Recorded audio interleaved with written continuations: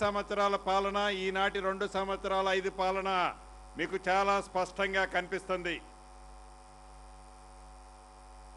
ఈ 2 సంవత్సరాల 5 నెలలలో పేదవాడి కష్టాలు తెలిసిన ఈ ప్రభుత్వం, పేదవాడి కష్టాలు ప్రత్యక్షంగా చూసిన గౌరవ ముఖ్యమంత్రి రేవంత్ రెడ్డి గారు, పేదవాడికి ఏం చేస్తే మంచిగా ఉంటుంది, పేదవాడికి ఏమందిస్తే ఆనందంగా ఉంటుందని అన్ని విధాల పరిపరి విధాల ఆలోచించి పేదవాడి ఆత్మ గౌరవానికి చిహ్నంగా ఇల్లు ఇవ్వాలి అని పట్టుపట్టి మొదటి విడత 4.5 లక్షల ఇళ్ళు రాష్ట్ర వ్యాప్తంగా ప్రతి నియోజకవర్గానికి 3,500 ఇళ్ళు తగ్గకుండా, ప్రతి నియోజకవర్గానికి 3,500 ఇళ్ళు తగ్గకుండా, ఐటీడీఏ ప్రాంతంలో అదనంగా ప్రతి నియోజకవర్గానికి 1000 ఇళ్ళు అదనంగా రాష్ట్రంలో ప్రతి నియోజకవర్గానికి ఇవ్వటం జరిగింది.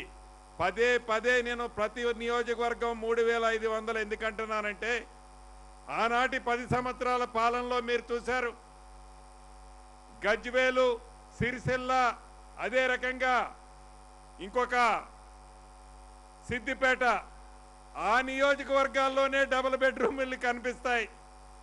ఇక రాష్ట్రంలో ఈ ఆదిలాబాద్ నియోజకవర్గాలు కానీ, ఈ గిరిజన ప్రాంతాలు కానీ, ఈ పేదవాడు గూడాలు తండాల్లో ఉండే కష్టాలు కానీ ఆనాటి దొరలకి కనపడలే.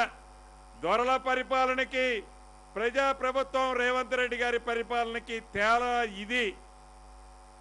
ఈరోజు ఏ గ్రామానికల్లా వెళ్ళండి, ఏ గూడానికల్లా వెళ్ళండి, ఏ తండాకన్నా వెళ్ళండి, ఏ డివిజను ఏ వార్డుకన్నా వెళ్ళండి, ఇది నాకు ఇందిరమ్మ ఇల్లు ఇచ్చాడు రేవంత్ అన్న అని వాళ్ళ కళ్ళల్లో ఆనందం.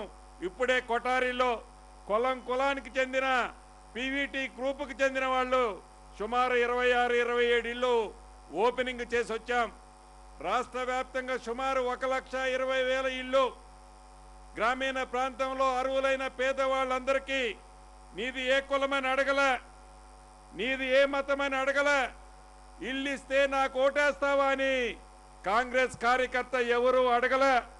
నువ్వు నిరుపేదవైతే చాలు, నీ నిరుపేద ఆత్మ గౌరవానికి చిహ్నంగా ఆనాటి 10 సంవత్సరాలలో ఆ ప్రభుత్వం విస్మరించింది. ఈ పేదోడి ప్రభుత్వం వచ్చిన తర్వాత ప్రతి పేదవాడికి ఇవ్వాలని నీది కులం మతం చివరికి ఏ పార్టీ అని అడగకుండా ఈ ప్రభుత్వంలో ఈనాడు మీ అందరికీ ఇల్లు ఇస్తున్న సంగతి మీకు తెలుసు. ఏదో ఒక్కసారి ఇచ్చాం అయిపోయింది అని చేతులు దులుపుకోవటంలా, రెండోసారి ఇదే వేదిక మీద నుంచి గౌరవ ముఖ్యమంత్రి గారు కూడా చెప్తారు, 2.5 లక్షల ఇళ్ళు రెండో విడత ఇస్తున్నాం, మూడో విడత ఇస్తాం, 4వ విడత ఇస్తాం. అర్హులైన ప్రతి పేదవాడి ఆత్మ గౌరవానికి చిహ్నంగా రేవంత్ అన్న రాష్ట్రంలో ఉన్న అర్హులైన ప్రతి పేదవాడికి ఇల్లిచ్చి తీరుతాం. ఈ మధ్య మీరు సోషల్ మీడియాలో చూస్తున్నారు, ఎక్కడ మీరు ఇల్లు ఇచ్చారని అడిగారు. నేను ఒకటే ప్రెస్ మీట్లో వారిని అడిగాను, హైదరాబాద్లో 10 సంవత్సరాల్లో మీరు కట్టిన ఇళ్ల కంటే ఎక్కువ కడితేనే రాబోయే అసెంబ్లీ ఎన్నికల్లో నేను పోటీ చేస్తా, తక్కువ కడితే నేను పోటీ చేయను.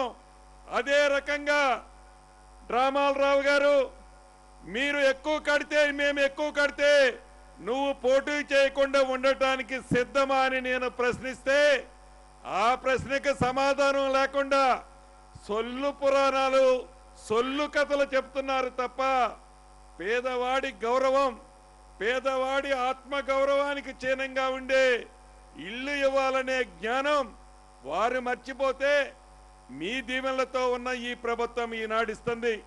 ఇప్పుడే కారులో వచ్చేటప్పుడు గౌరవ ముఖ్యమంత్రి గారు ఆదేశించారు, వచ్చే ఈ తడవ ఇచ్చే ఇళ్లలో గూడాలకి తండాలకి కావాలంటే అదనంగా ఇంకా ఒక 20-30 వేలు ఇళ్ళైనా అదనంగా ఇయ్యాల్సిన ఆ గూడాలు తండాల్లో వాళ్ళ ఆనందం వాళ్ళ ముఖంలో చూడాలన్నా అని ఆదేశించడం జరిగింది. నిజంగా నా అదృష్టం ఈ శాఖ మంత్రిగా గౌరవ ముఖ్యమంత్రి రేవంత్ రెడ్డి గారి కేబినెట్ లో నేను ఉండి హౌసింగ్ శాఖను చేయటం నా అదృష్టం. అది పూర్వజన్మ సుకృతం. ఏదైతే ఏఐసిసి నాకు ఈ బాధ్యతలు ఇచ్చి గౌరవ ముఖ్యమంత్రి రేవంత్ రెడ్డి గారి సారథ్యంలో ఈనాడు పేదవాడి కల నెరవేర్చే అవకాశాన్ని నాకు రేవంత్ అన్న ఇచ్చినందుకు మనస్ఫూర్తిగా మీ అందరి సాక్షిగా వారికి మనస్ఫూర్తిగా కృతజ్ఞతలు తెలియజేస్తున్నాను. ఎందుకంటే అనేక గ్రామాలు చూస్తున్నాను. నా నియోజకవర్గంలో తిరుమలాయపాలెం ఒక తండాకెళ్ళాను. ఈ మధ్యనే ఒక ఇంటికి శంకుస్థాపన చేసేటప్పుడు ఆ పిల్లోడు, అన్న మొన్నటిదాకా నాకు గుడిసుండేది, మొన్నటిదాకా నాకు తాటాకులు గుడిసుండేది, నువ్వు ఇచ్చిన ఇందిరమ్మ ఇల్లు కట్టుకున్న తర్వాత గుడిసున్నప్పుడు నాకు పిల్లనీయటానికి కూడా ఎవడూ రాలేదు, నాకు పెళ్లి కాలేదు, ఇల్లు కట్టుకున్న తర్వాత రేపేనన్నా నా పెళ్ళని ఆ తమ్ముడు చెప్తే, ఆ ట్రైబల్ లంబాడి తమ్ముడు చెప్తే నా కళ్ళమ్మటి నీళ్లు చెమ్మగిల్లాయి. జీవితానికి ఏం కావాలి? అంతకంటే ఆనందం ఏముంటుంది?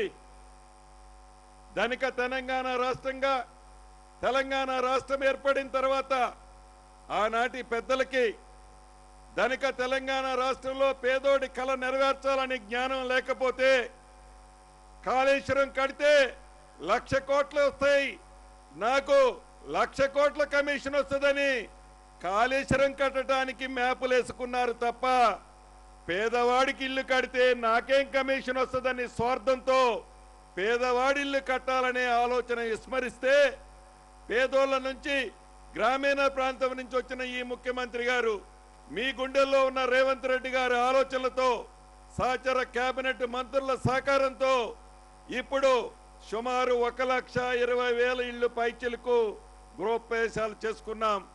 ఇంకా 2 నెలలలోపు మరొక 1,00,000 చేసుకుంటాం. ఇది నిరంతరము ప్రక్రియ. ఒకసారి ఇచ్చి ఆనాటి పెద్దల్లాగా బొమ్మలు చూపించే ప్రభుత్వం కాదు. వేదిక మీద ప్రతిపక్ష శాసనసభ్యులు కూడా ఉన్నారు. వారికి తెలుసు అనేక పర్యాయాలు ఈ ప్రభుత్వాన్ని ఇందిరమ్మ ఇళ్ల పట్ల వారు అభినందనలు తెలిపిన సందర్భాలు చాలా ఉన్నాయి. ఈ వేదిక ద్వారా వారిని కూడా ప్రత్యేకంగా ఈ ప్రభుత్వ పక్షాన అభినందిస్తున్నాను. ఎందుకంటే నిజాన్ని నిర్భయంగా వాళ్ళు ఒప్పుకొని చెప్పిన సందర్భాలు ఉన్నాయి.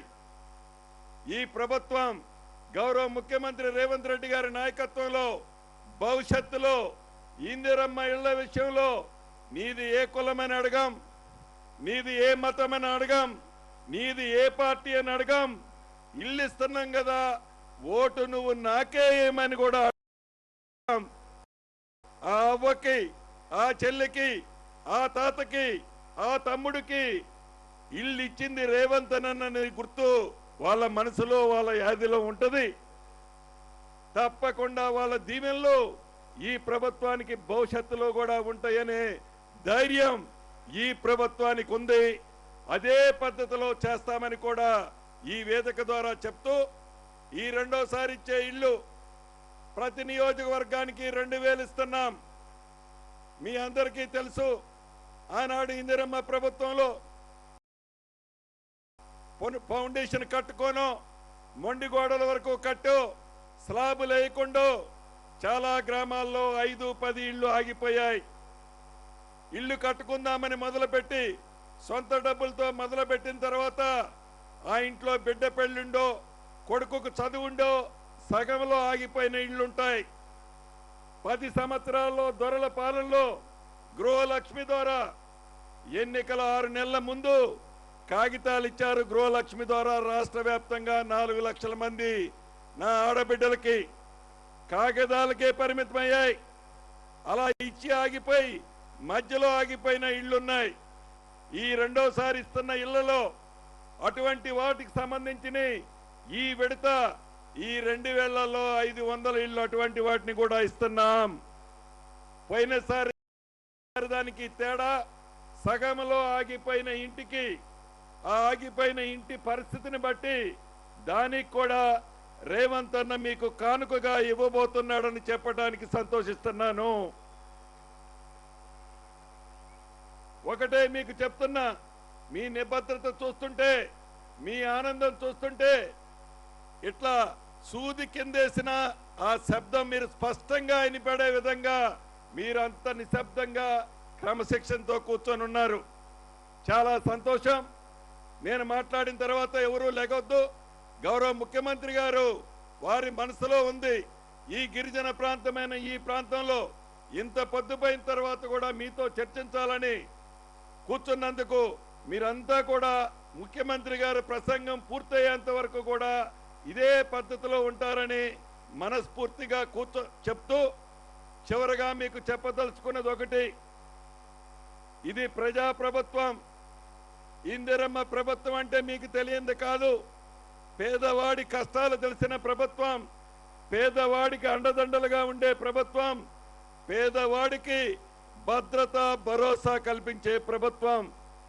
అది ఏ కులమైనా కానీ, ఏ మతమైనా కానీ, ఏ పార్టీ అయినా కానీ మీ అండదండలుగా ఈ ఇందిరమ్మ ప్రభుత్వంలో రేవంత్ అన్న వారి సైన్యం మేమంతా ఉంటామని మీకు తెలియజేసుకుంటూ మరొక్కసారి లక్షలాది మందిగా ఇక్కడికి విచ్చేసిన నా కుటుంబ సభ్యులకి, ఈ కార్యక్రమాన్ని ఏర్పాటు చేసిన ఇన్ఛార్జి మంత్రివర్యులు జోపాలన్న, ప్రేమ్ సాగర్ రావు అన్న గారికి, అదే రకంగా స్థానిక నాయకులందరికీ మరొక్కసారి చేతులు జోడించి నమస్కారం తెలుపుతూ సెలవు తీసుకుంటున్నాను. Thank you. Thank you sir. మన అందరి అభిమాన నేత, అభివృద్ధి ప్రదాత, ప్రజాపాలన ప్రభుత్వాధినేత గౌరవనీయులైన ముఖ్యమంత్రి వర్యులు రేవంత్ రెడ్డి గారి సందేశం మనందరి కరతాళ ధ్వనుల మధ్య ఆనరబుల్ సీఎం